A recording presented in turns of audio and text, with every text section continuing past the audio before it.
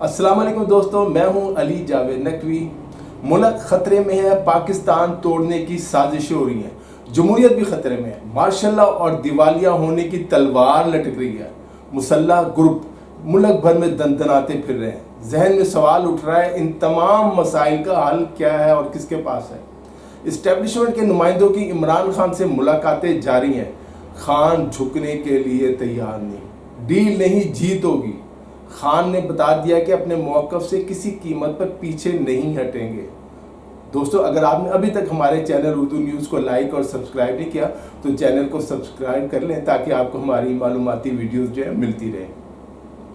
Establishment اپنی چالیں چل رہی ہے، حکومت سازشوں میں مصروف ہے اور خان مشکل حالات کے باوجود بڑی ہوشیاری سے اپنے پتے کھیل رہے ہیں۔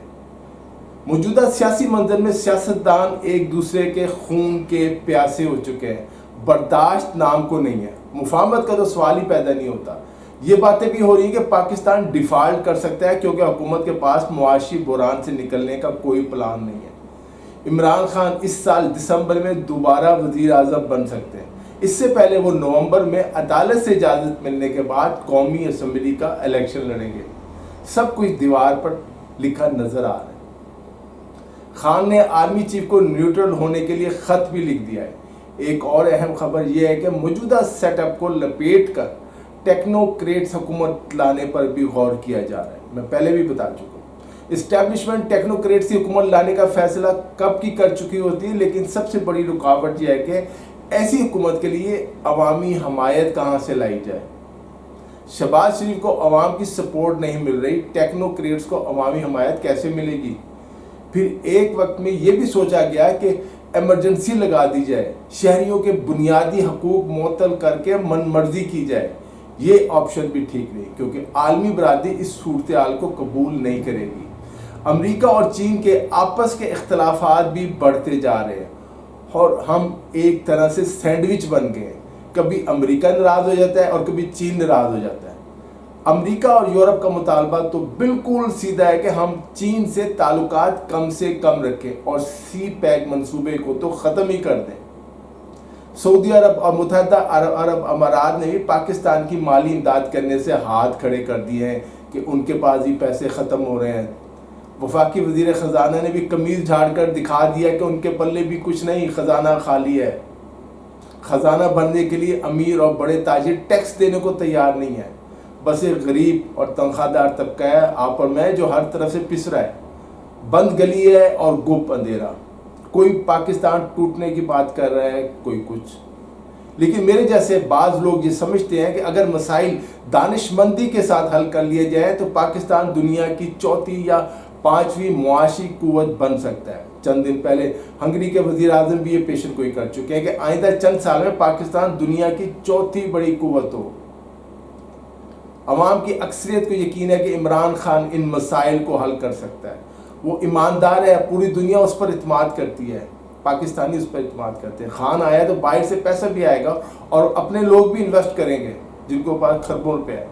عمران خان نے آرمی چیف کو خط بھی لکھ دیا ہے، نمائندے بھی اڈیالہ جیل آ رہے ہیں۔ خان چاہتا ہے کہ فوج نیوٹرل ہو جائے، یہ خان کی نئی سیاسی حکمت عملی لگتی ہے۔ بعض جذباتی کارکن ناراض ہے کہ ڈیل کر کے باہر نہیں آنا چاہیے۔ ٹویٹر ایکس پر بھی ٹرینڈ چلائے جا رہے ہیں، ڈیل نہیں جیت کا ٹرینڈ بھی چلا دیا۔ مجھے بھی یقین ہے کہ خان صاحب کوئی سمجھوتا نہیں کریں گے جس سے ان پر حرف آئے۔ وہ پہلے بھی کہہ چکے ہیں کہ کسی صورت اپنے موقف سے پیچھے نہیں ہٹیں گے۔ انہیں مختلف طریقوں سے پریشان کیا جا رہا ہے، لیکن ایک سال میں وہ جیل میں رہنا اور صعوبتیں برداشت کرنا سیکھ گئے ہیں۔ اڈیالہ جیل راولپنڈی کی احتساب عدالت میں نئے توشہ خانہ ریفرنس کیس کی سماعت ہو رہی تھی۔ میں وہ بھی سارا آپ کو بتا دیتا ہوں وہاں کیا ہوا تھا عدالت میں۔ عمران خان اور بشرا بی بی کافی ناراض نظر آ رہے تھے۔ ظاہر ہے وہ جھوٹے مقدمات اور نیب کی جانبدارانہ رویے پر خوش نہیں ہے۔ دوران سماعت جو پروسیکیوٹر جنرل مظفر عباسی اور عمران خان کے درمیان تلخ جملوں کا تبادلہ بھی ہوا اور اس دوران بشرا بی بی بانی پی ٹی آئی کے ساتھ روسٹرم پر آ گئیں۔ بشرا بی بی نے غصے میں آ کر جج سے کہا کہ آپ نے جو فیصلہ کرنا ہے کریں، میں نے اپنا فیصلہ اللہ پر چھوڑ رہا ہے۔ آپ جس منصب پر بیٹھے ہیں کیا آپ کو نظر نہیں آ رہا نیب کیا کر رہی ہے؟ ہمارے ساتھ مسلسل ناانصافی ہو رہی ہے۔ نیب والے بائیں جانب کھڑے ہیں، ہم دائیں جانب کھڑے ہیں. نیب والے ایک کے بعد دوسرا جھوٹا کیس فائل کر رہے ہیں. عمران خان بھی چپ نہ رہے، وہ بولے ان کی اہلیہ بشرا بی بی کا توشہ خانہ سے کوئی تعلق ہی نہیں ہے، اس کو کیوں سزا دی جا رہی ہے، کس بات کی سزا دی جا رہی ہے. وزیر اعظم میں تھا، میری اہلیہ کسی پبلک آفس میں نہیں تھی. پھر خان نے اپنے مخصوص لہجے میں کہا کہ نیب والے ضمیر فروش ہیں، ان کو پیسے دو، جو مرضی کہلوا لو. عدالت میں سناٹا چھا گیا، سب چپ ہو گئے. سب کو معلوم ہے نیب اور اس کے افسران کی حقیقت. بہرحال نیب ٹیم کو ضمیر فروش کہنے پر جو ان کا پروسیکیوٹر جنرل مظفر عباسی تھا، اس نے کہا کہ آپ میرے ساتھ پرسنل نہ ہو، کیس پر بات کریں. میں نے آج تک آپ کی ذات پر بات نہیں کی. آپ مجھے 30,000 روپے میں مکمل ڈنر سر اور ٹی سیٹ راجہ بازار سے خرید کر دکھا. یہ کیس کے والے سے کیا محمد بن سلمان نے آپ کو 30,000 مالیت کا ڈنر سیٹ اور ٹی سیٹ تحفے میں دیا تھا؟ عدالت کی سیدھی جانب میں اور الٹی جانب آپ کھڑے ہیں. اب جب تک جملوں کا تبادلہ ہوا تو عدالت نے، ظاہر بدمزگی ہو جاتی ہے، عدالت نے وقفہ کر دیا. عمران خان بشر بیوی کے وکیل سلمان صفدر اور دیگر کے دلائل سننے کے بعد عدالت نے دونوں کی جسمانی ریمانڈ میں مزید 10 دن کی توسیع کر دی. اس فیصلے کی توقع تھی. سب جانتے ہیں عدالتوں پر شدید دباؤ ہے. عدالت نے سماعت 8 اگست تک ملتوی کر دی اور عمران خان بشرا بیوی کو جسمانی ریمانڈ مکمل ہونے پر اسی تاریخ یعنی 8 اگست کو دوبارہ پیش کرنے کا حکم دیا. ایک اور اہم بات ہے، وہ بھی ڈسکس کر لیتے ہیں. ہم chief justice of Pakistan justice قاضی فائز عیسیٰ کے فیصلوں سے اختلاف کرتے ہیں. ہمیں معلوم ہے کیوں کرتے ہیں، لیکن اس اختلاف کا یہ مطلب نہیں ہے کہ کوئی انہیں مذہبی بنیادوں پر قتل کرنے کی دھمکی دے اور قاتل کو 1 کروڑ روپے دینے کا اعلان کرے. یہ قابل مذمت ہے. ایک کیس کے باعث آپ کہ یہ نہ سمجھے کہ تحریک انصاف کے خلاف فیصلے دینے کی وجہ سے کسی نے انہیں قتل کی دھمکی دی ہے، ایسا نہیں ہے. یہ دھمکی دینے والے تحریک لبیک پاکستان کے نائب امیر ظہیر الحسن شاہ ہے، جنہیں اب مقدمہ درج کر کے گرفتار کر لیا گیا ہے. چیف جسٹس پاکستان کو قتل کی دھمکیاں دینے کے بعد ظہیر الحسن شاہ اوکاڑا میں نامعلوم مقام پر چھپا ہوا تھا. ان کا موبائل فون اور لوکیشن ٹریس کر کے انہیں گرفتار کیا گیا.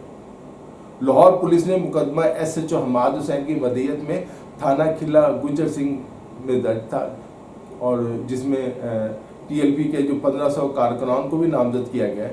مقدمے میں میرا خیال ہے انسداد دہشت گردی ایکٹ ہے، مذہبی منافرت ہے، فساد پھیلانا ہے اور عدلیہ پر دباؤ ڈالنے کی دفعات شامل کی گئی ہیں. تحریک لبیک پاکستان کس کی جماعت ہے، کون سپورٹ کرتا رہا ہے اور کون ماضی میں پیسے بانٹتا ہے، سب کو پتہ ہے. معلوم نہیں ظہیر الحسن شاہ نے چیف جسٹس آف پاکستان کو جو دھمکی دی ہے، کہیں اس کے کوئی سیاسی مقاصد تو نہیں ہے، چیف جسٹس سے کوئی فیصلہ کرانا مقصود تو نہیں ہے. ایک اور افسوسناک واقعہ جو چند دن پہلے پیش آیا تھا، کراچی میں کولا نیکسٹ کے مالک ذوالفقار احمد کو مسلح افراد نے اغوا کر لیا تھا. 2 دن بعد وہ برال خیریت سے لاہور میں اپنے گھر پہنچ گئے، لیکن اب کئی سوالات جنم لے رہے ہیں. ذوالفقار احمد پراچا ٹیکسٹائل اور میزان آئل کے بھی مالک ہیں، اور ان دنوں ان کی کمپنی کولا نیکسٹ پاکستان میں بہت سیل کر رہی ہے. اب خبر یہ ہے کہ وہ اس حد تک مایوس ہے کہ پاکستان چھوڑ کر جانا چاہتے ہیں. سوشل میڈیا خاص کر ایکس ٹویٹر پر ان کے ساتھ اظہار یکجہتی کے لیے سول سوسائٹی نے بھی ایک ٹرینڈ چلایا کہ ذوالفقار احمد جانا نہیں. بہرحال فیصلہ ذوالفقار احمد نے خود کرنا ہے، وہ پاکستان میں رہیں گے یا باہر شفٹ ہو جائیں گے. جس ملک میں ایک بڑے صنعت کار کی زندگی محفوظ نہیں، وہاں عام آدمی کا کیا حال ہوگا، اور آپ خود اس کا اندازہ ہے. بلوچستان میں بھی ایک آگ لگی ہے جو بجھنے کا نام نہیں لے رہی. حکومتی غلطیاں اس آگ پر تیل کا کام کر رہی ہیں. بلوچ قوم پرستر ماہ رنگ بلوچ نے چند دن پہلے گوادر میں احتجاج کا اعلان کیا تھا. خواتین اور بچوں کی ایک بڑی تعداد ان کے ساتھ ہے. وہاں سے اچھی خبریں نہیں آ رہی. گوادر میں جو احتجاج تھا وہ پورے بلوچستان میں پھیلنے کا خدشہ ہے. یہ بھی ممکن ہے کہ کراچی میں رہنے والے بلوچ بھی احتجاج نہ شروع کر دیں. اسی طرح پارا چنار کے حالات بظاہر کنٹرول تو ہو گئے ہیں، لیکن اب تک درجنوں لوگ جاں بحق اور سینکڑوں زخمی ہو چکے ہیں. حکومت کو مقامی عمائدین سے مل کر اس مسئلے کا مستقل حل نکالنا چاہیے، جو ہمیشہ زمینی تنازع سے شروع ہوتا ہے اور پھر افغانستان سے طالبان مقامی آبادی پر حملے شروع کر دیتے ہیں. خیبر پختونخوا حکومت کا فرض ہے کہ جو جاں بحق اور زخمی ہوئے ہیں ان کی تیمارداری کرے، ان کے لواحقین کو مالی امداد دے. ابھی اہم بات یہ ہے کہ جس علاقے کو طالبان نے نشانہ بنایا وہ تحریک انصاف کے MNA اور PTI کے ووٹرز کا علاقہ ہے. حکومت تو ناکام ہے. حکومت وفاقی حکومت سے تو کسی چیز کی توقع نہیں ہے. اور دوستوں آج کے لیے اتنا ہی. اپنا خیال رکھیے گا. علی جاوید عقیل کو اجازت دیجیے. خدا حافظ.